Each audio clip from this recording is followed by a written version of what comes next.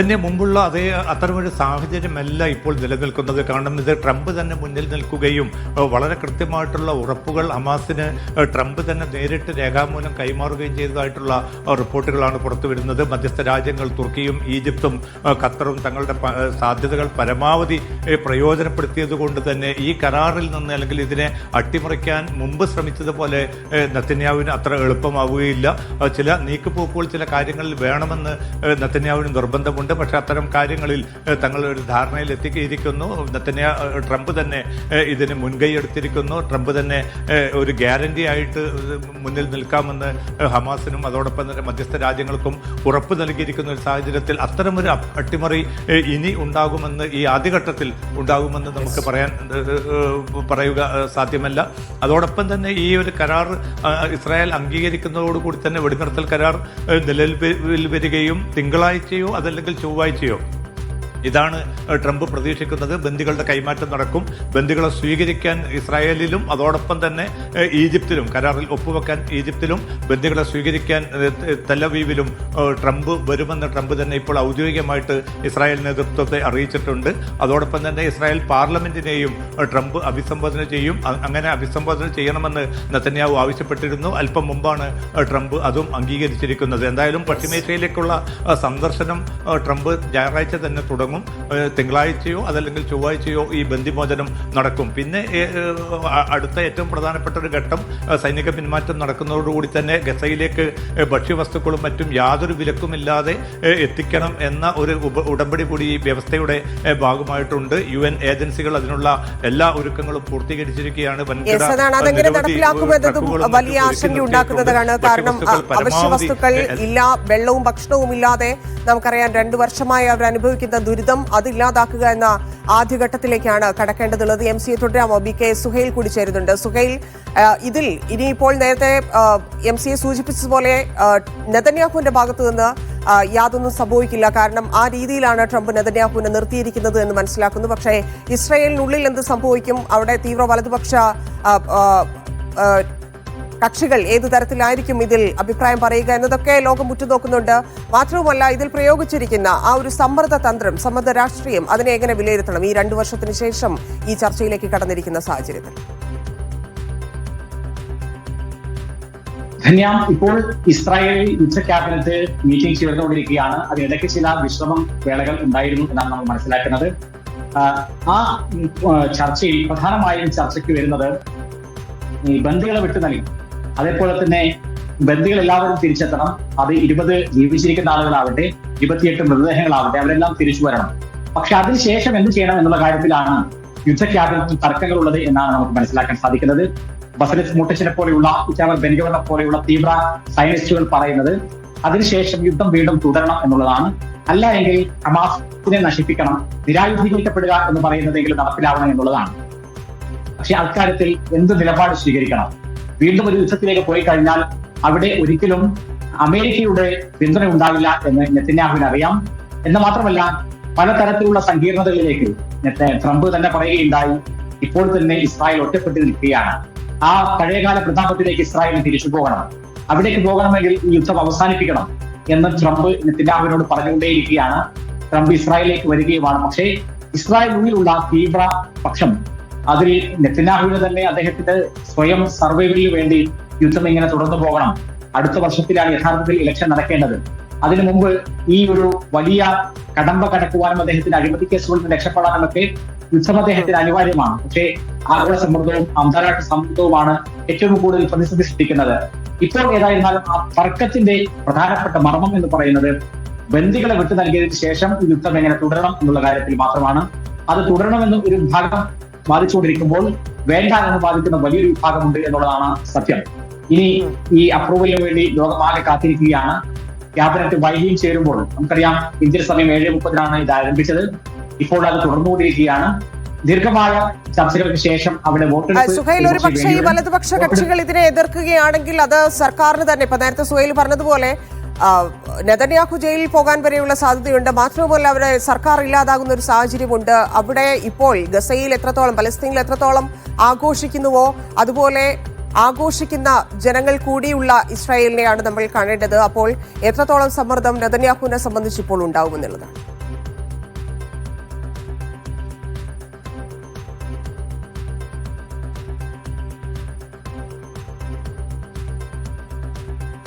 സുഹൈലേക്ക് വരാം. MCA വീണ്ടും ചേരുന്നുണ്ട്. MCA, ഇവിടെ മറ്റൊരു കാര്യം ട്രംപിനെ കുറിച്ച് പറയുകയാണെങ്കിൽ 7 യുദ്ധങ്ങൾ അവസാനിപ്പിച്ചു, അതുകൊണ്ട് സമാധാന നൊബേലിന് താൻ അർഹനാണ് എന്ന് പറഞ്ഞുകൊണ്ട് നമുക്കറിയാം ട്രംപ് കഴിഞ്ഞ ദിവസങ്ങളിലെല്ലാം സംസാരിച്ചത് ആ രീതിയിലാണ്, അത് ലക്ഷ്യമിട്ടുകൊണ്ടാണ്. അപ്പം ഇപ്പോഴും ലോകം ആ രീതിയിൽ തന്നെ സംശയിക്കുന്നുണ്ട്. ഇപ്പോഴുള്ള ട്രംപിന്റെ ഈ പറയുന്ന സമ്മർദ്ദത്തിലൂടെയുള്ള ഈ നീക്കുകളൊക്കെ ഇതിനു വേണ്ടിയാണോ എന്ന തരത്തിലൊക്കെ ചർച്ചകൾ നടക്കുന്ന ഒരു സാഹചര്യവുമുണ്ട്. പക്ഷേ മറ്റൊന്ന് നമുക്കറിയാം, ഈ ആയുധം കൊടുത്ത് കൊല്ലിച്ച ആള് തന്നെയാണിത് സമാധാനം പറയുന്നത് എന്ന കാര്യം ഒരു ഭാഗത്തുണ്ട്. അതിനൊപ്പം തന്നെയാണ് ആ പ്രഖ്യാപനത്തിന് ശേഷം എന്തുണ്ടാകും എന്നതുകൂടി അറിയേണ്ടതുണ്ട്. മറ്റന്നാൾ സമാധാന നോബൽ പ്രഖ്യാപിക്കുന്നതിന് ശേഷം എന്താകും എന്നുകൂടി ലോകം ചോദിക്കുന്നുണ്ട്.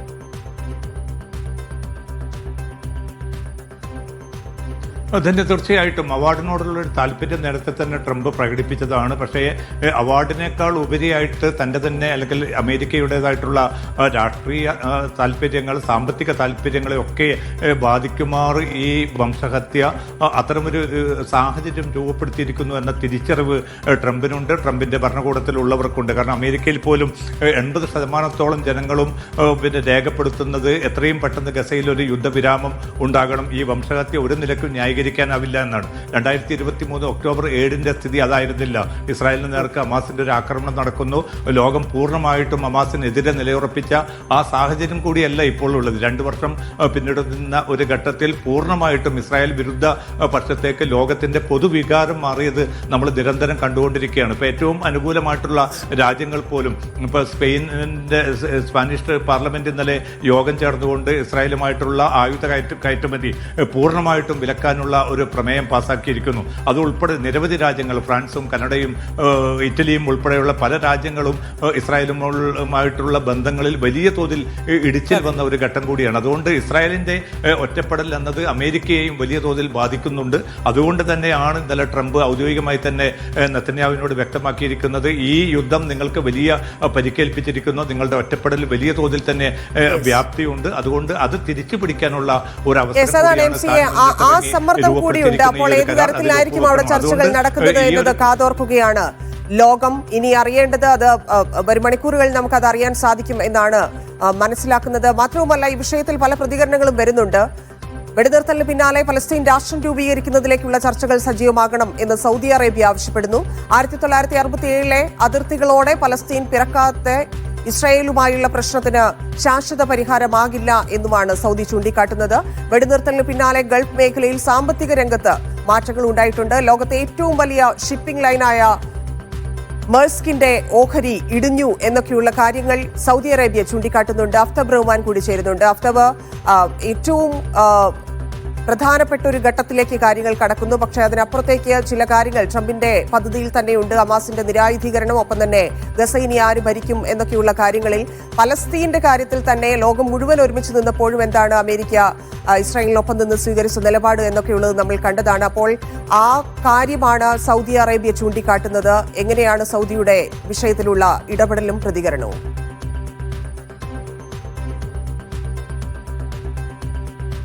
ധന്യ, ഈ ഒക്ടോബർ 7 ആക്രമണം നടക്കുന്ന പശ്ചാത്തലം ഇപ്പോൾ ലോകത്തിന് കൃത്യമായിട്ട് അറിയാം. കാരണം സൗദി അറേബ്യ ഉൾപ്പെടെയുള്ള രാജ്യങ്ങൾ ഇസ്രായേലുമായി നയതന്ത്ര ബന്ധത്തിലേക്ക് പോകുന്നൊരു സാഹചര്യത്തിലാണ് ഒക്ടോബർ 7 ആക്രമണം നടക്കുന്നത്. എന്ന് വെച്ചാൽ ഫലസ്തീൻ എന്ന രാഷ്ട്രത്തിനുള്ള മുഴുവൻ സാധ്യതകളും അടയാൻ പോകുന്നു എന്നുള്ള ഒരു വഴി ഒരുങ്ങിയ സമയത്താണ് ഈ ആക്രമണം നടക്കുന്നതും തൊട്ടു പിന്നാലെ ഇത് ആഗോളതലത്തിൽ തന്നെ ചർച്ചയാവുകയും തൊട്ടു പിന്നാലെ ഇസ്രായേലിന്റെ വംശഹത്യ ആരംഭിക്കുന്നതും. ഇപ്പോൾ സൗദി അറേബ്യ ഇപ്പോൾ അത് തന്നെയാണ് തുടർന്ന് ആവർത്തിക്കുന്നത്. ഓരോ തവണയും, നേരത്തെ ഇൻതിഫാദയുടെ സമയത്തും ഇപ്പോൾ ഒക്ടോബർ 7 സമയത്തും, ഓരോ സമയത്തും ഇസ്രായേലുമായി ഏറ്റുമുട്ടലുണ്ടാകുന്നു, നിരവധി പേർ കൊല്ലപ്പെടുന്നു, പിന്നീട് സമാധാന ചർച്ചയിലേക്ക് പോകുന്നു. ഇത് ഒരു ചെയിൻ പോലെ തുടരുകയല്ലാതെ ഇതിനൊരു ശാശ്വത പരിഹാരത്തിലേക്ക് എത്തണമെങ്കിൽ അത് ഫലസ്തീൻ എന്നുള്ള ഒരു ഐഡന്റിറ്റി, ഫലസ്തീൻ എന്ന രാജ്യം പിറക്കാതെ സാധിക്കില്ല എന്നുള്ളതാണ് സൗദി അറേബ്യ ആവർത്തിക്കുന്നത്. നേരത്തെ നോർവേയുമായി ചേർന്നുകൊണ്ട് സൗദി അറേബ്യ ഒരു മിഷൻ ആരംഭിച്ചിരുന്നു. അതിന്റെ തുടർച്ചയായിരുന്നു വിവിധ യൂറോപ്യൻ രാജ്യങ്ങൾ ഫലസ്തീനെ അംഗീകരിക്കുന്നതിലേക്ക് എത്തിയത്. ഏതായാലും ഇതിൽ ശ്രദ്ധേയമായ കാര്യം, നേരത്തെ ഒരു പക്ഷേ വിവിധ അറബ് രാഷ്ട്രങ്ങളുടെ വിഷയമല്ലാതായി മാറിയ ഫലസ്തീൻ ഇന്ന് ലോകത്തിന്റെ കൂടി വളരെ പ്രധാനപ്പെട്ട ചർച്ചയിൽ അത് മുന്നിൽ നിൽക്കുന്നു എന്നുള്ളതാണ്. ഒരു പക്ഷേ ഈ വെടിനിർത്തൽ അവസാനിച്ചാൽ തുടർന്ന് നടക്കേണ്ട ഒരു ചർച്ച ദ്വിരാഷ്ട്ര പരിഹാരമായിരിക്കും. പക്ഷേ ഇന്ന് വൈകുന്നേരം ഇപ്പോൾ ട്രംപ് പറഞ്ഞിരിക്കുന്നത്, ഏതാണ്ട് ഒരു അരമണിക്കൂർ മുമ്പ് ട്രംപ് പറഞ്ഞിരിക്കുന്നത്, ദ്വിരാഷ്ട്ര ഫോർമുല സംബന്ധിച്ച് എനിക്ക് പ്രത്യേകിച്ചൊരു നിലപാടും ഇല്ല. അതൊരു പക്ഷേ ഈ അഗ്രിമെന്റിൽ അല്ലെങ്കിൽ ഇപ്പോൾ തയ്യാറാക്കുന്ന കരാറിൽ എന്തൊക്കെയാണോ വരുന്നത് അതാണ് താൻ നടപ്പാക്കാൻ ആവശ്യപ്പെടുക എന്നുള്ളതാണ് അദ്ദേഹം പറയുന്നത്. അതുകൊണ്ട് തന്നെ ഈ വിഷയം വളരെ നിർണായകമാണ്. കാരണം ഒക്ടോബർ 7 കൂടി ഈ പ്രശ്നം അവസാനിക്കുമെന്ന് നമുക്ക് പ്രതീക്ഷിക്കാൻ കഴിയില്ല. കാരണം ഫലസ്തീൻ എന്ന രാഷ്ട്രം പിറന്നില്ലെങ്കിൽ അവരുടെ സ്വാതന്ത്ര്യദാഹത്തിന്റെ ഭാഗമായി ഇനിയും സമാനമായ രീതിയിലുള്ള സംഭവങ്ങൾ ഉണ്ടാകാനുള്ള സാഹചര്യം നിലനിൽക്കും. അതുകൊണ്ട് ദ്വിരാഷ്ട്ര ഫോർമുലേക്ക് പോകണം എന്നുള്ളതാണ് സൗദി അറേബ്യ ആവശ്യപ്പെടുന്നത്. ഒപ്പം ഇന്നത്തെ ഒരു പ്രഖ്യാപനത്തോടു കൂടി ഗൾഫ് വിപണി വളരെ സജീവമായും ചടുലമായും തിരിച്ചു വരുന്ന ഒരു സാഹചര്യം കൂടി സാക്ഷ്യം വഹിക്കുന്നുണ്ട്. പ്രത്യേകിച്ച് നേരത്തെ ഹൂത്തികളുടെയൊക്കെ ആക്രമണത്തിന്റെ പശ്ചാത്തലത്തിൽ വലിയ തോതിൽ മേഖലയിലേക്കുള്ള ഷിപ്പിംഗ് ലൈനുകളുടെ നീക്കം തടസ്സപ്പെട്ടിരുന്നു. വലിയ തോതിൽ അതിന്റെ ചാർജ് ശരിയാണ്. ആ രീതിയിൽ കൂടി ഇപ്പോൾ നടക്കുന്ന ചർച്ചകൾ പ്രതിഫലിക്കുന്നു എന്നുള്ളതാണ്. മാത്രവുമല്ല, കുവൈറ്റ് ആക്രമണത്തിന് നമുക്കറിയാം അറബ് രാജ്യങ്ങൾ എടുക്കുന്ന നിലപാടുകൾ, അവരുടെ തീരുമാനങ്ങൾ, അവരുടെ സമ്മർദ്ദം കൂടി ഇതിൽ എത്രത്തോളം നിർണായകമായിട്ടുണ്ട് എന്നുള്ളതും നമ്മൾ കണ്ടതാണ്. ഗസ സമാധാന ഉടമ്പടിയിൽ ട്രംപിന് പ്രശംസയുമായി പ്രധാനമന്ത്രി നരേന്ദ്രമോദി. പദ്ധതി ചരിത്രപരമാണെന്ന് മോദി എക്സിൽ കുറിച്ചു. ഇസ്രായേൽ പ്രധാനമന്ത്രി നെതന്യാഹുവുമായി മോദി ഫോണിൽ സംസാരിച്ചു. തൗഫീഖ് അസ്ലം ചേരുന്നുണ്ട്. തൗഫീഖ്, നെതന്യാഹുവുമായി മോദി സംസാരിക്കുന്നു. ട്രംപിന്റെ ഈ പദ്ധതിയുമായി ബന്ധപ്പെട്ട് നേരത്തെ തന്നെ ഇന്ത്യ നിലപാട് വ്യക്തമാക്കിയതാണ്. എപ്പോഴായിരുന്നു സംസാരിച്ചിരുന്നത്? എന്താണ് ഇന്ത്യയുടെ നിലപാട്? ധന്യ, പ്രധാനമന്ത്രി തന്നെയാണ് ഇക്കാര്യം ഇപ്പോൾ എക്സിലൂടെ അറിയിച്ചിരിക്കുന്നത്. ഇസ്രായേലും ഹമാസും ഈ കരാറും പദ്ധതിയിൽ ഒപ്പുവെച്ചതിന് പിന്നാലെ US പ്രസിഡന്റ് ഡൊണാൾഡ് ട്രംപിനെ ഇന്ന് വൈകുന്നേരമായിരുന്നു പ്രധാനമന്ത്രി ഫോണിൽ വിളിക്കുകയും അഭിനന്ദനം അറിയിക്കുകയും ചെയ്തത്. ചരിത്രപരമായ ഗാസ സമാധാന പദ്ധതിയുടെ വിജയത്തിന് അഭിനന്ദനം അറിയിക്കാൻ ട്രംപുമായി സംസാരിച്ചുവെന്ന് പ്രധാനമന്ത്രി തന്നെയാണ് എക്സിൽ കുറിച്ചിരിക്കുന്നത്. സുഹൃത്തായ ട്രംപുമായി സംസാരിച്ചതായും വ്യാപാര ചർച്ചകളിൽ കൈവരിച്ച നല്ല പുരോഗതികൾ അവലോകനം ചെയ്തതായി കൂടി പ്രധാനമന്ത്രി എക്സ് അക്കൗണ്ടിലൂടെ പറയുന്നു. വരുന്ന ആഴ്ചകളിൽ അടുത്ത ബന്ധം പുലർത്താൻ ധാരണയിൽ എത്തിയതായും മോദി കൂട്ടിച്ചേർത്തു. അതോടൊപ്പം തന്നെ ഈ സമാധാന പദ്ധതിയുടെ ആദ്യഘട്ടത്തിൽ ഇസ്രായേലും ഹമാസും ഒപ്പുവെച്ചതായി പ്രഖ്യാപിച്ചത് വളരെ അഭിമാനമുണ്ടെന്ന് ട്രംപ് നേരത്തെ ട്രൂത്ത് പോസ്റ്റിലൂടെ പ്രഖ്യാപിച്ചിരുന്നു. അതിന് പിന്നാലെയാണ് ഇപ്പോൾ പ്രധാനമന്ത്രി നരേന്ദ്രമോദി ട്രംപിനെ ഫോണിൽ വിളിക്കുകയും ഇപ്പോൾ ഒരു പ്രശംസ അറിയിക്കുകയും ചെയ്തത്. ട്രംപിനെ വിളിച്ചതിന് പിന്നാലെയായിരുന്നു നെതന്യാഹുവിനെ കൂടി പ്രധാനമന്ത്രി നരേന്ദ്രമോദി വിളിക്കുകയും ഈ ആശംസ അറിയിക്കുകയും ചെയ്തിരുന്നു. ഇത് തുടരണം എന്നുള്ളൊരു കാര്യം കൂടി പ്രധാനമന്ത്രി ആവശ്യപ്പെട്ടുവെന്നാണ് നിലവിൽ ലഭിക്കുന്ന വിവരം. ശരി തൗഫീഖ്. ഗസ വെടിനിർത്തൽ കരാറിന്റെ ആദ്യഘട്ട പ്രഖ്യാപനത്തെ സ്വാഗതം ചെയ്ത് കുവൈറ്റ് മേഖലയിൽ സമാധാനവും സുരക്ഷയും ഉറപ്പാക്കുമെന്നും കുവൈറ്റ് വ്യക്തമാക്കി. Qatar, Egypt, Saudi Arabia, US, തുർക്കി എന്നീ രാജ്യങ്ങളുടെ മധ്യസ്ഥ ശ്രമങ്ങളെ കുവൈറ്റ് പ്രശംസിച്ചു. കിഴക്കൻ ജെറുസലേം തലസ്ഥാനമായ സ്വതന്ത്ര പലസ്തീൻ രാഷ്ട്രത്തിനുള്ള പിന്തുണയും കുവൈറ്റ് ആവർത്തിച്ചു. ഗസയ്ക്ക് കൂടുതൽ സഹായവുമായി കുവൈറ്റ്. 10 ടൺ ഭക്ഷ്യസഹായവുമായി കുവൈത്തിന്റെ 18ാം ദുരിതാശ്വാസ വിമാനം ഈജിപ്തിലെ അൽ അറീഷ് വിമാനത്താവളത്തിലെത്തി. സാമൂഹ്യകാര്യ, വിദേശകാര്യ, പ്രതിരോധ മന്ത്രാലയങ്ങളുമായി സഹകരിച്ച് കുവൈറ്റ് റെഡ് ക്രസന്റ് സൊസൈറ്റിയാണ് സഹായം ഏകോപിപ്പിക്കുന്നത്. ഈജിപ്ഷ്യൻ റെഡ് ക്രസന്റിന്റെയും മറ്റ് ഏജൻസികളുടെയും ഉൾപ്പെടുത്തിയാണ് സഹായം വിതരണം ചെയ്യുന്നത്. ഗസയിലെ ദുരിതങ്ങൾ ലഘൂകരിക്കുന്നതിനുള്ള കുവൈറ്റിന്റെ നിരന്തര ശ്രമങ്ങളുടെ ഫലമാണിതെന്ന് KRCA ചെയർമാൻ ഖാലിദ് അൽ മുഖാമിസ് പറഞ്ഞു. ഗ്ലോബൽ സുമൂത്ത് ഫ്ലോട്ടിലയിൽ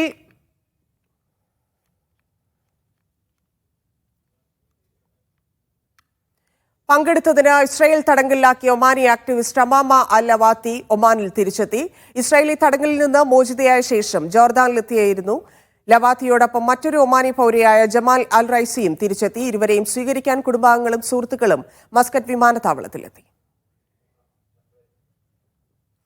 ദോഹയിലെ ഇസ്രായേൽ ആക്രമണത്തിൽ കൊല്ലപ്പെട്ട ആഭ്യന്തര സുരക്ഷാ സേനാംഗം സഅദ് മുഹമ്മദ് അൽ ദോസരിക്ക് മരണാനന്തര ബഹുമതി. പുരസ്കാര ചടങ്ങിൽ ആഭ്യന്തരമന്ത്രി ഷെയ്ഖ് ഖലീഫ ബിൻ ഹമദ് പങ്കെടുത്തു. നേരത്തെ അൽ ദോസരിയോടുള്ള ആദരസൂചകമായി വക്രയിലെ തെരുവിന് അദ്ദേഹത്തിന്റെ പേര് നൽകിയിരുന്നു. ഭീകരവാദത്തിനെതിരെ ശക്തമായ സംയുക്ത അറബ് ശ്രമങ്ങൾ ആവശ്യമാണെന്ന് ബ്രിഗേഡിയർ ജനറൽ ദബൂസ് മുഹമ്മദ് അൽ ദബൂസ് ടുണീഷ്യയിൽ നടന്ന 28ാമത് അറബ് കൗണ്ടർ ടെററിസം ഓഫീസർമാരുടെ യോഗത്തിൽ കുവൈറ്റ് ആഭ്യന്തര മന്ത്രാലയത്തെ പ്രതിനിധീകരിച്ച് സംസാരിക്കുകയായിരുന്നു അദ്ദേഹം. അറബ് രാജ്യങ്ങൾ തമ്മിലുള്ള സുരക്ഷാ സഹകരണം കൂടുതൽ ശക്തിപ്പെടുത്തേണ്ടതുണ്ടെന്നും ഭീകരതയും തീവ്രവാദവും ആഗോള സമൂഹം നേരിടുന്ന വലിയ വെല്ലുവിളികളാണെന്നും ദബൂസ് അറിയിച്ചു. കുവൈറ്റിൽ നിന്ന് ബ്രിഗേഡിയർ ജനറൽ ദബൂസ് മുഹമ്മദ് അൽ ദബൂസ്, ലഫ്റ്റനന്റ് കേണൽ മുഹമ്മദ് അൽ അമീർ, മേജർ മുഹമ്മദ് അൽ അസ്മി എന്നിവർ യോഗത്തിൽ പങ്കെടുത്തു. ഭീകരതയ്ക്കെതിരെ ഏകീകൃത അറബ് മുന്നണി രൂപീകരിക്കണമെന്ന് അറബ് ആഭ്യന്തര മന്ത്രിമാരുടെ council secretary general Muhammad Koman ആവശ്യപ്പെട്ടു. സൗദി അറേബ്യയുമായുള്ള റെയിൽവേ ലിങ്ക് കരാറിന്റെ കരട് രൂപത്തിന് അംഗീകാരം നൽകി ഖത്തർ. ഇരു രാഷ്ട്രങ്ങൾക്കുമിടയിലെ യാത്രാ ചരക്ക് നീക്കത്തിൽ വലിയ മാറ്റങ്ങൾ കൊണ്ടുവരുന്നതാകും പദ്ധതി. വർഷങ്ങളുടെ ചർച്ചകൾക്ക് ശേഷമാണ് പ്രൊജക്ടിന് പ്രായോഗിക രൂപം കൈവരുന്നത്.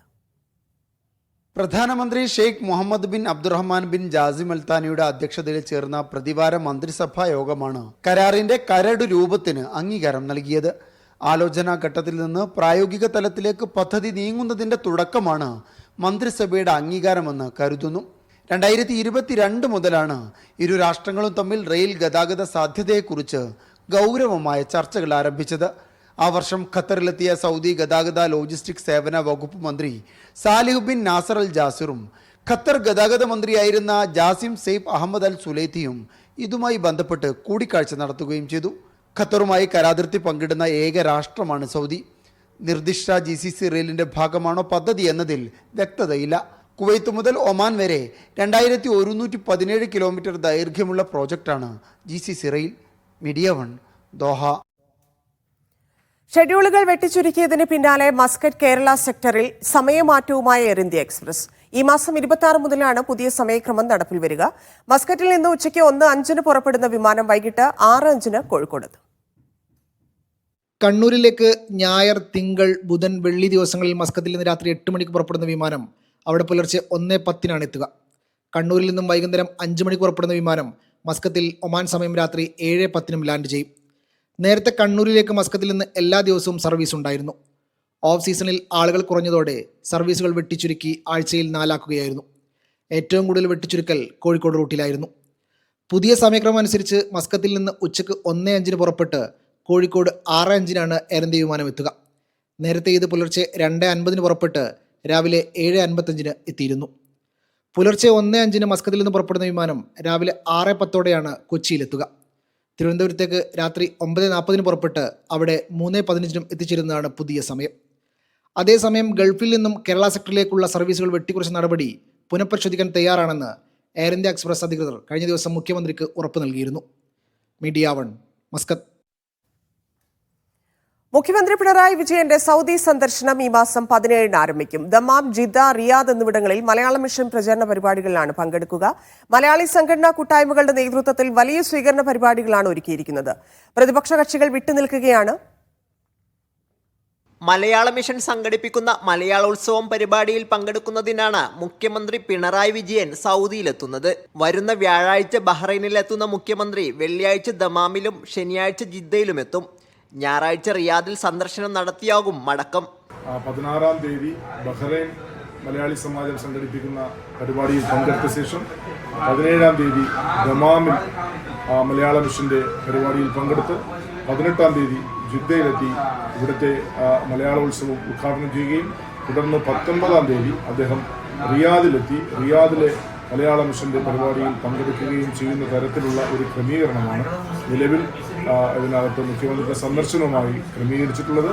കേരളത്തിന് പുറത്ത് UAE കഴിഞ്ഞാൽ ഏറ്റവും കൂടുതൽ മലയാളികൾ താമസിക്കുന്ന രാജ്യമാണ് സൗദി അറേബ്യ. സാംസ്കാരിക മന്ത്രി സജി ചെറിയാനും മുഖ്യമന്ത്രിയുടെ സന്ദർശനത്തിന്റെ ഭാഗമാവും. സൗദിയിലെ പ്രധാന നഗരങ്ങൾ കേന്ദ്രീകരിച്ച് വിവിധ മലയാളി കൂട്ടായ്മകൾ ചേർന്ന് പ്രത്യേക സ്വാഗത സംഘം രൂപീകരിച്ച് പ്രവർത്തനങ്ങൾ ആരംഭിച്ചു. ജിദ്ദയിൽ വിവിധ സംഘടനകളുടെ നേതൃത്വത്തിൽ കഴിഞ്ഞ ദിവസമാണ് സ്വാഗത സംഘം രൂപീകരിച്ചത്. സർക്കാരിനെതിരെ പ്രക്ഷോഭ പരിപാടികളുമായി മുന്നോട്ടു പോകുന്ന സാഹചര്യത്തിൽ UDF സംഘടനകൾ പരിപാടിയിൽ നിന്ന് വിട്ടുനിൽക്കും. Sabith Saleem, media 1 Jeddah. കുവൈത്തിൽ പ്രവാസികളുടെ വാടക വിവരങ്ങൾ പുതുക്കുന്നതിനുള്ള വിശദമായ മാർഗരേഖ പുറത്തിറക്കി. രേഖകളുടെ കൃത്യത മെച്ചപ്പെടുത്തുന്നതിനും ചട്ടങ്ങൾ പാലിക്കുന്നുണ്ടെന്ന് ഉറപ്പാക്കുന്നതിനുമുള്ള ശ്രമങ്ങളുടെ ഭാഗമായാണ് Kuwait public authority for civil ഇൻഫർമേഷന്റെ നടപടി. റിയൽ എസ്റ്റേറ്റ് മേഖലയെ നിയന്ത്രിക്കുന്നതിനും പൗരന്മാർക്കും പ്രവാസികൾക്കും നടപടികൾ ലളിതമാക്കുന്നതിനുമായാണ് പുതിയ മാർഗനിർദ്ദേശം പുറത്തിറക്കിയത്. താമസവിലാസം, സ്വത്തുടമസ്ഥത, മോർഗേജിലുള്ള വീടുകൾ തുടങ്ങിയവ പുതുക്കുന്നതിനാണ് ചട്ടങ്ങൾ ബാധകമാവുക.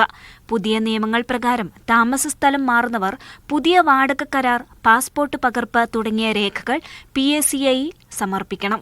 വാടക കരാറും വൈദ്യുതി മീറ്ററും ഒരേ പേരിലാണെങ്കിൽ സമീപകാല വൈദ്യുതി ബില്ലും തിരിച്ചറിയൽ രേഖയും ആവശ്യമാണ്. മോർഗേജ് ഉള്ള വീടുകളിലെ വിവരങ്ങൾ പുതുക്കാൻ ബാങ്കിന്റെ അനുമതിപത്രവും സ്വത്തവകാശ രേഖയും ആവശ്യമാണ്.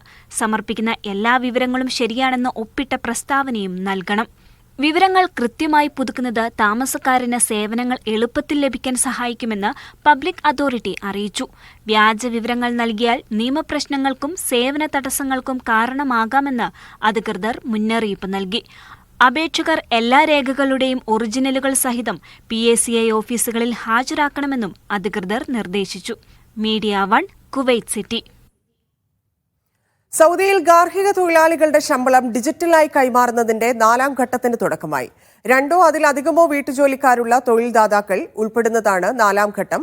ഗാർഹിക തൊഴിലാളികളുടെ വേതനാവകാശങ്ങൾ ഉറപ്പാക്കുന്നതിനും കരാറിന്റെ സുതാര്യത ഉറപ്പാക്കുന്നതും ലക്ഷ്യമിട്ടാണ് പദ്ധതി ആരംഭിച്ചത്. സൗദിയിലെ ഗാർഹിക ജീവനക്കാരുടെ റിക്രൂട്ടിംഗ് സേവനങ്ങൾക്കായി ഏർപ്പെടുത്തിയ മുസാനിദ് പ്ലാറ്റ്ഫോം വഴി ശമ്പളം വിതരണം ചെയ്യുന്ന പദ്ധതിയുടെ 4ാം ഘട്ടത്തിന് ഇന്നു മുതൽ തുടക്കമായി.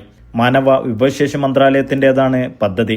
2 അതിലധികമോ വീട്ടുജോലിക്കാരുള്ള തൊഴിൽദാതാക്കൾ ഉൾപ്പെടുന്നതാണ് 4ാം ഘട്ടം. കഴിഞ്ഞ 3 ഘട്ടങ്ങളും വിജയകരമായി പൂർത്തിയാക്കിയതായും മന്ത്രാലയം വ്യക്തമാക്കി. 2024 ജൂലൈയിലാണ് പദ്ധതിക്ക് തുടക്കമിട്ടത്. 2026 ജനുവരി 1 മുഴുവൻ ഘട്ടങ്ങളും പൂർത്തിയാക്കി സമ്പൂർണമായും ഇലക്ട്രോണിക് രീതിയിലേക്ക് മാറും. ഗാർഹിക തൊഴിലാളികളുടെ വേതനാവകാശങ്ങൾ ഉറപ്പാക്കുന്നതിനും തൊഴിലുടമകളും തൊഴിലാളികളും തമ്മിലുള്ള കരാറിന്റെ സുതാര്യത ഉറപ്പാക്കുന്നതിനും ലക്ഷ്യമിട്ടാണ് പദ്ധതിക്ക് തുടക്കമിട്ടത്. Naushad റിക്കൂർ, media 1, Dammam. ബഹ്റൈനിൽ 2 വർഷമായി ജോലിയും അടിസ്ഥാന സൗകര്യങ്ങളും ഇല്ലാതെ ദുരിതത്തിലായിരുന്ന ഉത്തർപ്രദേശ് സ്വദേശിക്ക് കൈത്താങ് നൽകി KMCC. ഈസ്റ്റ് ഡിഫ ഏരിയ കമ്മിറ്റി അദ്ദേഹത്തിന് നാട്ടിലേക്ക് മടങ്ങാനുള്ള വിമാന ടിക്കറ്റും ധനസഹായവും കൈമാറി.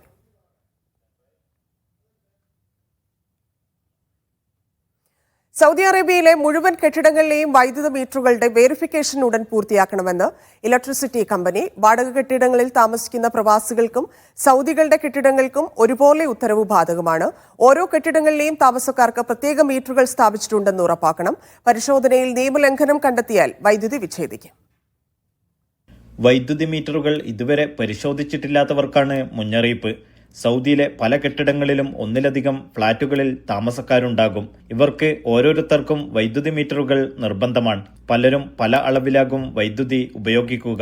ഓരോ മാസവും ബിൽ വിഭജിച്ചു നൽകുമ്പോൾ നീതിയുണ്ടാകില്ല. ഈ സാഹചര്യങ്ങളിൽ ബഹുനില കെട്ടിടങ്ങളിൽ ഒന്നിച്ച് ഒരു ലൈൻ ആണെങ്കിൽ ഉപഭോക്താക്കൾക്ക് പരാതിയുണ്ടെങ്കിൽ കെട്ടിട ഉടമക്കെതിരെ നടപടി വരും. കെട്ടിടത്തിൽ ഒന്നാകെ വൈദ്യുതി വിച്ഛേദിക്കും. ഇതൊഴിവാക്കാനാണ് ഇലക്ട്രിസിറ്റി കമ്പനിയുടെ മുന്നറിയിപ്പ്. തടസ്സമില്ലാതെ വൈദ്യുതി സേവനം ഉറപ്പാക്കുന്നതിന് ഇത് നിർബന്ധമാണ്. ഇതുവഴി എല്ലാ കക്ഷികളുടെയും അവകാശങ്ങൾ സംരക്ഷിക്കുകയാണ് ലക്ഷ്യം. പരാതിയുള്ള പ്രവാസികൾ ഉൾപ്പെടെയുള്ളവർക്ക് 933 എന്ന ടോൾ ഫ്രീ നമ്പർ വഴി ബന്ധപ്പെടാം. Naushad റിക്കൂർ, media 1, Dammam.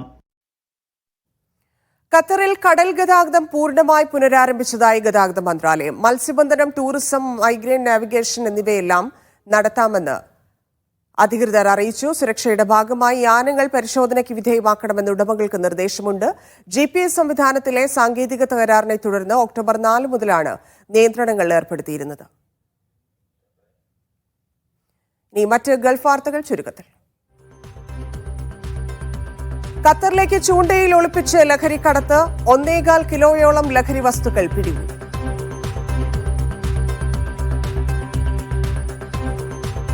കുവൈത്തിൽ നാളെയും മറ്റന്നാളും ചൂടിനും പൊടിക്കും സാധ്യത. വടക്ക് പടിഞ്ഞാറൻ കാറ്റ് ശക്തി പ്രാപിക്കുന്നെന്ന് കാലാവസ്ഥാ വകുപ്പ്.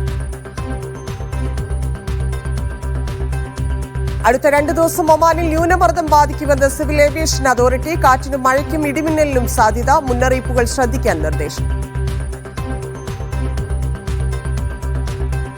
യൂടേണുകളിലും എക്സിറ്റുകളിലും ഓവർടേക്ക് ചെയ്യുന്നത് നിയമവിരുദ്ധമെന്ന് കുവൈറ്റ്. നിയമലംഘകർക്ക് 15 മുതൽ 20 ദിനാർ വരെ പിഴയൊടുക്കണമെന്നും വാഹനങ്ങൾ പിടിച്ചെടുക്കുമെന്നും മുന്നറിയിപ്പ്. മുഖ്യമന്ത്രിയുടെ കുവൈറ്റ് സന്ദർശനം ബഹിഷ്കരിക്കുമെന്ന് കുവൈറ്റ് KMCC. കോവിഡ് സമയത്തും നിതാഖത്ത് പ്രതിസന്ധിയിലും ഇടപെടാത്തതിൽ പ്രതിഷേധം. ഓണത്തുടി എന്ന പേരിൽ ബഹ്റൈനിൽ പടവ് കുടുംബവേദിയുടെ ഓണാഘോഷം. പരിപാടിയിൽ വിവിധ കലാപരിപാടികൾ. Nest international academy and research നിയാക് ബഹ്റൈൻ ചാപ്റ്റർ സ്പർശം 2025 എന്ന പേരിൽ ബഹ്റൈനിൽ സംഗമം. അടുത്ത മാസം 28-ന് നടക്കുന്ന പരിപാടിയുടെ സംഘാടക സമിതി രൂപീകരിച്ചു.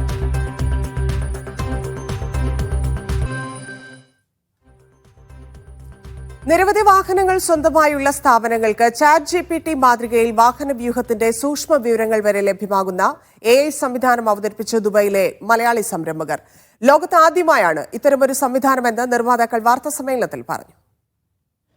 നിരവധി വാഹനങ്ങളുള്ള സ്കൂളുകൾ, ഡെലിവറി സ്ഥാപനങ്ങൾ, സർക്കാർ വകുപ്പുകൾ എന്നിവയ്ക്കെല്ലാം അവരുടെ ഫ്ലീറ്റ് മാനേജ്മെന്റ് എളുപ്പമാക്കുന്ന AI സംവിധാനമാണ് വിസോൺ AI. ഓരോ വാഹനത്തിൻ്റെയും പെട്രോൾ ഉപഭോഗം മുതൽ ഡ്രൈവറുടെ ഡ്രൈവിംഗ് സ്വഭാവം വരെ ചാറ്റ് ബോട്ടിനോട് ചോദിച്ചാൽ തത്സമയം രേഖാമൂലം മറുപടി ലഭിക്കും. വാഹനത്തിന്റെ തത്സമയ ലൊക്കേഷൻ, സഞ്ചരിച്ച റൂട്ടുകൾ തുടങ്ങി എല്ലാത്തരം ഡാറ്റകളും ഇത് പങ്കുവെക്കും. വോയിസായും ടെക്സ്റ്റായും AI-യോട് ചോദ്യം ചോദിക്കാം. 1.5 പതിറ്റാണ്ട് നീണ്ട ഈ രംഗത്തെ പ്രവർത്തന പരിചയമാണ് ലോകത്ത് തന്നെ ആദ്യമായി ഇത്തരമൊരു സംവിധാനം അവതരിപ്പിക്കാൻ കരുത്തായതെന്ന് doctor Anwar Muhammad, doctor Sharif NM എന്നിവർ പറഞ്ഞു. കഴിഞ്ഞ ഒരാഴ്ചയിൽ ഏറ്റവും കൂടുതൽ ഫ്യൂൽ യൂസ് ചെയ്ത് വണ്ടി ഏതാണ്? അങ്ങനെ ഒരു ക്വസ്റ്റ്യൻ ചോദിച്ചു കഴിഞ്ഞാൽ നമ്മുടെ സിസ്റ്റം ഡയറക്റ്റ്ലി നിങ്ങൾക്ക് അതിൻ്റെ മറുപടി വരും. നമ്മളെ ഡ്രൈവേഴ്സ്, ഈ ഡെലിവറി ബോയ്സ്, ഇവരൊക്കെ അവർ ജോലി ചെയ്യുന്നു, അവർ മടങ്ങിപ്പോകുന്നു, ഒന്നുമില്ല, ജോലി ചെയ്താൽ ശമ്പളം കിട്ടുന്നു. പക്ഷേ ഇതുകൊണ്ടുണ്ടാകുന്നൊരു ഗുണം എന്ന് വെച്ച് കഴിഞ്ഞാൽ ഇതിൻ്റെ ടോപ്പ് ലെവൽ മാനേജ്മെൻറ്റ് അടക്കം വളരെ ഈസി ആയിട്ട് കഴിഞ്ഞ മാസത്തെ ബെസ്റ്റ് ഡ്രൈവർ ആരാണ് ഒന്ന് ചോദിച്ചു കഴിഞ്ഞാൽ പെട്ടെന്ന് കിട്ടും. മക്കൾ യാത്ര ചെയ്യുന്ന സ്കൂൾ ബസിന്റെ തത്സമയ വിവരമറിയാനും ഈ AI സംവിധാനം പ്രയോജനപ്പെടുത്താം. കൂടുതൽ ഭാഷകളിൽ ഇതിന്റെ സേവനം ലഭ്യമാക്കാനുള്ള ഒരുക്കത്തിലാണ് നിർമ്മാതാക്കൾ. Media 1 Dubai. അക്ഷരപ്രേമികൾ കാത്തിരിക്കുന്ന ഷാർജ അന്താരാഷ്ട്ര പുസ്തകോത്സവത്തിന് അടുത്ത മാസം 5-ന് തുടക്കമാകും. ഇന്ത്യയിൽ നിന്ന് കവി K സച്ചിദാനന്ദൻ അതിഥിയായി മേളയിലെത്തും. ഗ്രീസാണ് ഈ വർഷത്തെ അതിഥി രാജ്യം. നിങ്ങളും പുസ്തകവും തമ്മിൽ എന്ന ആശയവുമായാണ് ഇത്തവണ ഷാർജ അന്താരാഷ്ട്ര പുസ്തകോത്സവം ഒരുങ്ങുന്നത്. ഷാർജ എക്സ്പോ സെൻറ്ററിൽ നവംബർ 5 മുതൽ 16 വരെയാണ് ഇത്തവണ മേള നടക്കുക. 12 ദിവസം നീളുന്ന മേളയിൽ 118 രാജ്യങ്ങളിൽ നിന്ന് 2000-ലേറെ പ്രസാധകരെത്തും. ഇന്ത്യയിൽ നിന്ന് നിരവധി പ്രസാധകരുണ്ട്. ഇപ്രാവശ്യം കവി സച്ചിദാനന്ദൻ പ്രധാന അതിഥികളിൽ ഒരാളായി പങ്കെടുക്കുമെന്ന് ഷാർജ ബുക്ക് അതോറിറ്റി അറിയിച്ചിട്ടുണ്ട്. As usual, India is big numbers from India and the publisher conference and the book fair itself. They have this year also NBT are participating with big pavilion in the book fair itself. They will be all the time in the book fair. Also in the library conference there is Indian librarians and Indian library they are participating this year. Mali, Nigeria, Angola തുടങ്ങി 10 രാജ്യങ്ങൾ ആദ്യമായി Sharjah പുസ്തകമേളയിൽ പങ്കെടുക്കും. കുട്ടികൾക്കും മുതിർന്നവർക്കുമായി 750 ശില്പശാലകൾ നടക്കും. 300-ലേറെ സാംസ്കാരിക പരിപാടികൾ, മൊത്തം 1200-ലേറെ പരിപാടികൾ മേളയിലുണ്ടാകും. 66 രാജ്യങ്ങളിൽ നിന്നുള്ള 251 അതിഥികൾ മേളയിലെത്തും. നൈജീരിയൻ സാഹിത്യകാരി ചീമാമണ്ട എങ്കോണ്ടി അഡീച്ചി, ഇറ്റാലിയൻ ശാസ്ത്രജ്ഞൻ Carlo Rovelli, Irish novelist Paul Lynch, British മനഃശാസ്ത്രജ്ഞൻ ഡോക്ടർ ജൂലി സ്മിത്ത് തുടങ്ങിയ അന്താരാഷ്ട്ര എഴുത്തുകാരും ചിന്തകരും മേളയുടെ ഭാഗമാകും. നിരവധി അറബ് എഴുത്തുകാരും മേളയിലേക്കെത്തും. ഇന്ത്യയിൽ നിന്ന് കവി സച്ചിദാനന്ദന് പുറമെ വയലാർ പുരസ്കാര ജേതാവ് E. Santhosh Kumar, Indian content creator Prajakta Koli എന്നിവരെയും മേളയിലേക്ക് പ്രതീക്ഷിക്കുന്നുണ്ട്. ഇന്ത്യയിൽ നിന്നുള്ള കൂടുതൽ അതിഥികളുടെ പേര് വിവരങ്ങൾ പിന്നീട് പ്രഖ്യാപിക്കുമെന്നാണ് അധികൃതർ അറിയിച്ചിട്ടുള്ളത്. അക്ഷയ് പേരാവൂരിനൊപ്പം ഷിനോ ഷംസുദ്ദീൻ, മീഡിയ 1 ഷാർജ. ദുബൈയിലെ ആഗോള സാങ്കേതിക മേളയായ ജൈടെക്സിന്റെ വേദി മാറ്റുന്നു. അടുത്ത വർഷം മുതൽ ദുബായ് എക്സ്പോ സിറ്റിയിലായിരിക്കും മേള നടക്കുക. ദുബായ് കിരീടാവകാശിയാണ് ഇക്കാര്യം അറിയിച്ചത്. നിലവിൽ ദുബായ് വേൾഡ് ട്രേഡ് സെന്ററിലാണ് 10,000-ങ്ങൾ സംഗമിക്കുന്ന സാങ്കേതിക മേള സംഘടിപ്പിക്കുന്നത്. മുബാറക് അൽ കബീർ ഗവർണറേറ്റിൽ നടന്ന ശുചീകരണ യജ്ഞത്തിൽ ഉപേക്ഷിക്കപ്പെട്ട 27 കാറുകളും ബോട്ടുകളും കുവൈറ്റ് മുനിസിപ്പാലിറ്റി നീക്കം ചെയ്തു. റെസിഡൻഷ്യൽ ഏരിയകളിലെ ശുചിത്വ നിലവാരം ഉയർത്താനാണ് നടപടി. നിയമലംഘനങ്ങൾ കണ്ടെത്തിയ ഉപേക്ഷിക്കപ്പെട്ട വാഹനങ്ങളും സ്ക്രാപ്പ് വസ്തുക്കളും നീക്കം ചെയ്തതായി അധികൃതർ വ്യക്തമാക്കി. രാജ്യത്തെ മറ്റ് ഗവർണറേറ്റുകളിലും സമാനമായ ഫീൽഡ് ടൂറുകൾ അടുത്ത ദിവസങ്ങളിൽ നടത്തുമെന്ന് മുനിസിപ്പാലിറ്റി അറിയിച്ചു. ഇൻകാസ് UAEയുടെ ആദ്യ global icon award Lulu group chairman MA Yusuf അലിക്ക് സമ്മാനിക്കും. ഇൻകാസ് ഭാരവാഹികൾ വാർത്താ സമ്മേളനത്തിലാണ് അവാർഡ് പ്രഖ്യാപിച്ചത്. ഈ മാസം 12-ന് അജ്മാൻ ഇന്ത്യൻ അസോസിയേഷനിൽ പ്രതിപക്ഷ നേതാവ് വി ഡി സതീശൻ, KPCC അധ്യക്ഷൻ സണ്ണി ജോസഫ്, രമേശ് ചെന്നിത്തല, സാദിഖ് അലി തങ്ങൾ എന്നിവർ പങ്കെടുക്കുന്ന ഓണാഘോഷ പരിപാടിയിൽ അവാർഡ് സമ്മാനിക്കും. യുവ സംരംഭകനുള്ള പുരസ്കാരം മലബാർ ഗോൾഡിലെ ഫൈസലിന് കൈമാറും.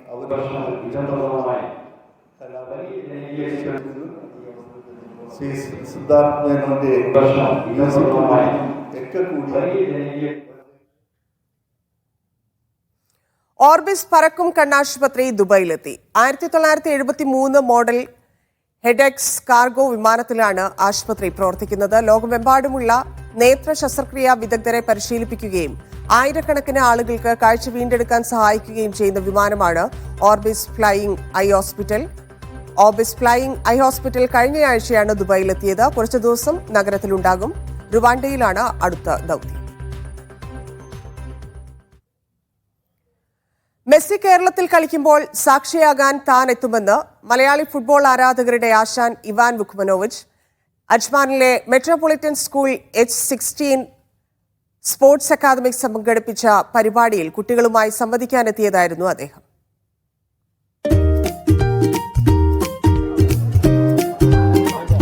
അജ്മാനിലെ മെട്രോപൊളിറ്റൻ സ്കൂളിൽ ആശാനും കുട്ടികളും കണ്ടുമുട്ടിയിരിക്കുകയാണ്.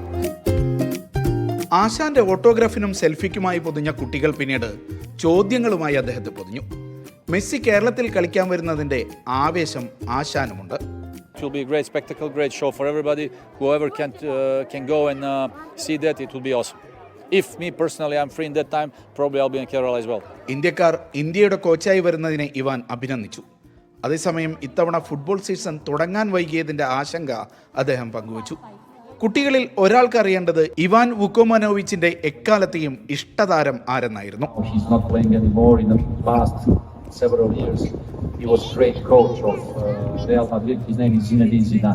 എതിർ ടീമിൽ കളിക്കുന്ന സിനദിൻ സിദാന്റെ പേര് പറഞ്ഞപ്പോൾ കുട്ടികൾക്കും ആവേശം. നല്ല ഫുട്ബോളർ ആവാനും നല്ല മനുഷ്യനുമാവാനുള്ള ടിപ്പുകൾ ആശാൻ പറഞ്ഞു കൊടുത്തു. വളരെ മികച്ചൊരു പ്രതികരണമാണ്. ഞങ്ങളിപ്പോൾ ഓൾമോസ്റ്റ് ഏകദേശം 200+ സ്റ്റുഡൻസ് നമ്മുടെ അക്കാദമിയിലുണ്ട്.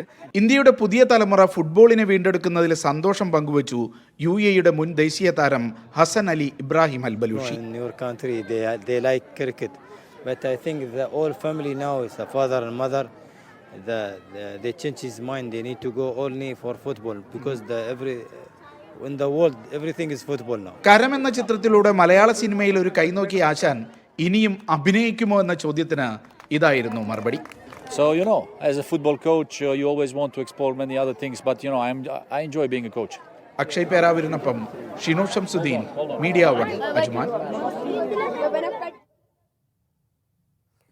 പട്ടാമ്പിക്കടുത്ത് കൊപ്പം എന്ന പട്ടണത്തിന്റെ ആരോഗ്യ മേഖലയ്ക്ക് മുന്നേറ്റത്തിനുള്ള വഴിയൊരുക്കി പ്രവാസി കൂട്ടായ്മ. കൂട്ടായ്മയുടെ നേതൃത്വത്തിൽ കൊപ്പം പെരിന്തൽമണ്ണ സംസ്ഥാന പാതയോരത്ത് മൾട്ടി സ്പെഷ്യാലിറ്റി ഹോസ്പിറ്റലിന്റെ നിർമ്മാണം നടന്നുവരികയാണ്. ഒരുപറ്റം പ്രവാസികളാണ് സംരംഭത്തിന് പിന്നിൽ. നാടിന്റെ വളർച്ചയ്ക്കായി ഒരുപറ്റം പ്രവാസികൾ ചേർന്നൊരുക്കിയ കൂട്ടായ്മയാണ് കൊപ്പം പ്രവാസി യുണൈറ്റഡ് LLP. 120 കോടി രൂപ ചെലവിൽ മൾട്ടി സ്പെഷ്യാലിറ്റി ഹോസ്പിറ്റൽ നിർമ്മിച്ച് ഇന്ന് ആ നാടിന്റെ ആരോഗ്യമേഖലയുടെ മുഖച്ഛായ തന്നെ മാറ്റുകയാണ് ഈ കൂട്ടായ്മ. പ്രവാസികളായിരിക്കുന്ന ആളുകൾ നാട്ടിൽ വരുമ്പോൾ അവർക്ക് നാട്ടിൽ നിന്ന് എന്തെങ്കിലും ഒരു ഇൻകം കിട്ടണം എന്നുള്ളൊരു ആശയം വെച്ചാണ് ഞങ്ങൾ ഈ പദ്ധതി തുടക്കം കുറിച്ചത്. ഈ ആശയങ്ങൾ എത്തിപ്പെട്ടത് ഒരു ഹോസ്പിറ്റൽ എന്ന പ്രൊജക്റ്റിലേക്കാണ്. 60% പണി പൂർത്തീകരിച്ച് അടുത്ത ആഗസ്റ്റിലേക്ക് ഓപ്പൺ ചെയ്യാനുള്ളൊരു ഉദ്ദേശത്തോടു കൂടിയാണ് ഞങ്ങൾ ഇതിൻ്റെ വർക്കുകൾ പുരോഗമിച്ചുകൊണ്ടിരിക്കുന്നത്.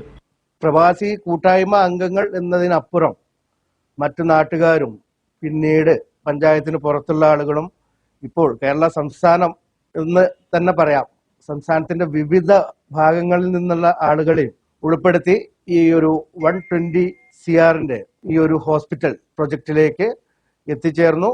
Mother and child care division, general surgery, orthopaedics, cardiology, nephrology, trauma care and emergency departments, radiology തുടങ്ങി 24-ൽ പരം സ്പെഷ്യാലിറ്റി സൗകര്യങ്ങൾ ഒരുക്കും. അന്താരാഷ്ട്ര നിലവാരത്തിൽ സജ്ജീകരിക്കുന്ന modular operation theatre complex, suite റൂമുകൾ എന്നിവയുൾപ്പെടെ 150-ലധികം ബെഡ് കപ്പാസിറ്റി ഉൾപ്പെടുത്തിയാണ് ആശുപത്രി സജ്ജമാക്കുന്നത്. മീഡിയ 1, പാലക്കാട്.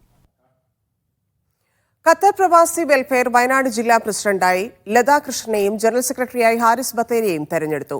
ഫരീദ, ജെയിംസ് പാപ്പച്ചൻ എന്നിവരെ വൈസ് പ്രസിഡന്റുമാരായും ആനി, രജിഷ, നയീം, ഷാഹിദ് എന്നിവരെ സെക്രട്ടറിമാരായും തെരഞ്ഞെടുത്തു. ഷാഫി വയനാടാണ് ട്രഷറർ.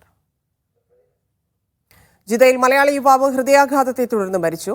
തിരുവനന്തപുരം വർക്കല ചിലക്കൂർ സ്വദേശി കുന്നിൽ വീട്ടിൽ കമറുദ്ദീനാണ് മരിച്ചത്. 42 വയസ്സായിരുന്നു. സ്വകാര്യ ആശുപത്രിയിൽ വെച്ചായിരുന്നു മരണം. ജിദ്ദ KMCC വെൽഫെയർ വിങ്ങിനു കീഴിൽ നടപടികൾ പൂർത്തിയാക്കി വരുന്നു.